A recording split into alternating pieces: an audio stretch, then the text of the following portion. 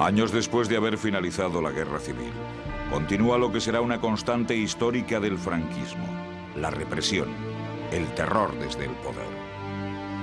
Una vez terminada la guerra, las tropas leales a Franco acaban con la vida de casi 200.000 personas. Muchos son ejecutados por pelotones de fusilamiento. Son muertes sin historia, sin imágenes, de miles de personas. De ellos quedan solo los testimonios de un puñado de compañeros de celda que tuvieron mejor suerte, y las canciones. Canciones trágico-cómicas del que sabe que su suerte está echada. Y es la Pepa, una gachi que está de moda en Madrid y que tiene predilección por los rojillos, y en Torrijos y en Porlier, cuando llega esa mujer, a cualquiera se le arruga el solomillo. Pepa, Pepa, ¿dónde vas con tantísimo tío? Pepa, que te vas a meter en un lío. Pues como sigas así, dejarás Madrid vacío desde no sé dónde a Chamberí.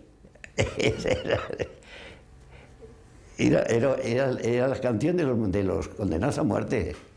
Y lo veías allí en el patio cantando. Que hacía falta tener narices. Otros muchos fallecieron por enfermedad en cualquiera de los cientos de campos de concentración improvisados por toda la península. Solamente recordar la celda 43 del Carmelo de Vitoria, 23, hasta 23 estuvimos en una celda de un fraile, 370 por 250, veintitantos tíos, y el Tito allí para servicio y de esto, que todavía que no tenemos, eso no hay que nos quite.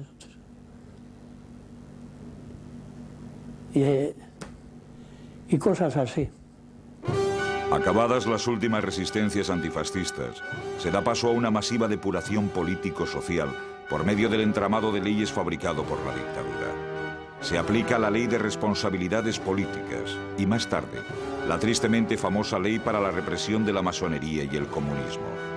Bueno, pues ahí cabía todo aquello que en un momento dado el Ministerio del Interior o la voluntad de Franco, entonces el Ministerio de Gobernación, la voluntad de Franco lo quisieran. Era una ley que ponía estos omnímodos derechos de vida y muerte en manos de los militares. Se creó un tribunal especial, pero incluso el sistema represivo era tal que, considerando que en algún momento el tribunal especial quizá pues dictar una resolución que no era suficientemente represiva, se facultaba expresamente por este motivo, decía, a someter los fallos a la revisión de un tribunal mixto compuesto por representantes de los ejércitos de tierra, mar y aire. Pasamos años que después no nos inventemos cosas, la mayoría dice, no, yo en aquella época pensaba, no, usted en aquella época no pensaba nada.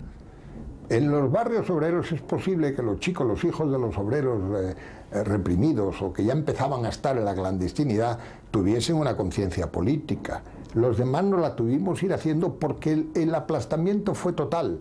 Es decir, no había prensa, no había radio, no había nada que no fuese dictado por la... Vamos, tanto es así que los discursos de las personas nos llegaban en el papel cebolla y dejaban los paréntesis abiertos, y después la Casa Civil nos mandaba los vítores que llamaban.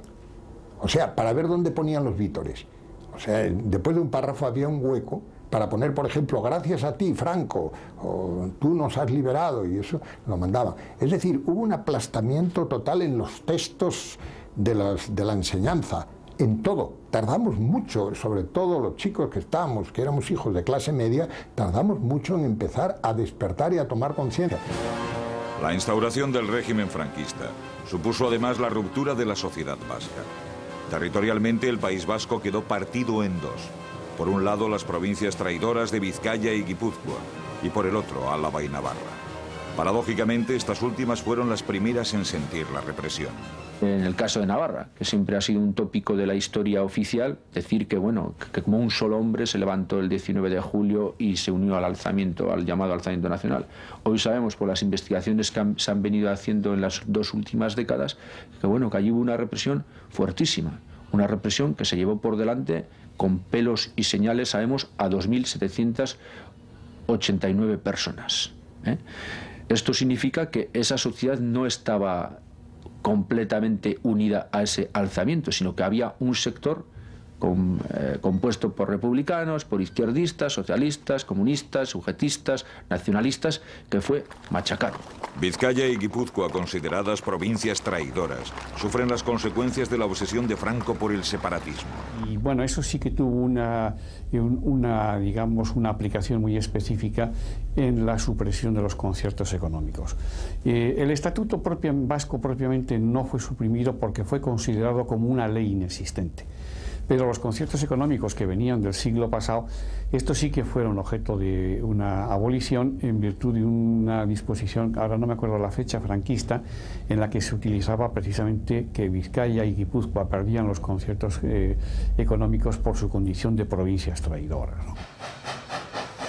La discriminación se traduce especialmente en las comunicaciones e infraestructuras. Bueno, lo que se había efectivamente era un tratamiento totalmente distinto, ¿no? Lo que eran efectivamente las provincias traidoras. En fin, Vizcaya y Guipúzcoa tenían un tratamiento totalmente óptimo, negativo en comparación, por ejemplo, con la provincia de Álava. Ahora, tanto como por decirlo, se notaba efectivamente las infraestructuras, en las carreteras, en el trato en la Diputación Foral, es decir, en eso sí, ¿no? Realmente sí se notaba. Y era un comentario generalizado realmente, pues bueno, último también, cuando viajaba uno de una provincia a otra, el estado de las carreteras. Pero mucho más que esto era la represión, una represión política, una represión económica y sobre todo, lo que era mucho más grave, una represión cultural y nacional, ¿no?, del pueblo vasco. A la represión el franquismo unió la humillación, centrada en las hermanas, esposas e hijas del vencido. Se pretende controlar todos los aspectos de la vida política, social e incluso privada. Yo he conocido, por ejemplo, un alcalde de Baracaldo que nadie se lo cree. Yo lo digo aquí ahora porque, bueno, habrá gente de mi generación que lo haya vivido. Se llamaba Manuel Llaneza, era un asturiano alcalde, y he visto una cosa más, no diría esperpéntica, más cruel que esa persona. Por ejemplo, iba uno por la Plaza de los Fueros y te miraban los alguaciles, ibas con manga corta, tenías un bolsillo bien, una camisa arremangada sin bolsillo, te echaban multa. Las mujeres, por ejemplo, que antes cuando había carros para recoger la basura, salían lo que era la acera, para echar la basura, los alguaciles vigilando, y aquella mujer que salía sin medias, también efectivamente le echaban multa. Eso sí que realmente era el verdadero nacional catolicismo, vamos, una cosa tremenda, ¿no? Dices esto ahora a la gente joven, es que no, hombre, es que no se lo cree. Las bases sociales sobre las que se consolida el franquismo son muy diversas y van desde el alto empresariado hasta ciertos sectores obreros. La jerarquía católica, con la bendición del Vaticano, ocupa un lugar determinante en la consolidación del régimen. El Estado y el Vaticano quedan estrechamente ligados tras la firma de un convenio entre Franco y Pío XII en 1941. Si en el resto del Estado los curas y las órdenes religiosas habían sufrido la persecución por parte del bando republicano, en el País Vasco la realidad es bien distinta. El carácter anticlerical de las fuerzas leales a la República era inachacable al PNV. Estas imágenes obtenidas en plena guerra civil, en el funeral por un capellán de Gudaris, son una buena muestra. Franco tuvo que buscar nuevas coartadas con las que justificar su represión contra el nacionalismo. Se acuña el concepto separatista y en él se incluye una parte del clero vasco que sufre una represión sin precedentes.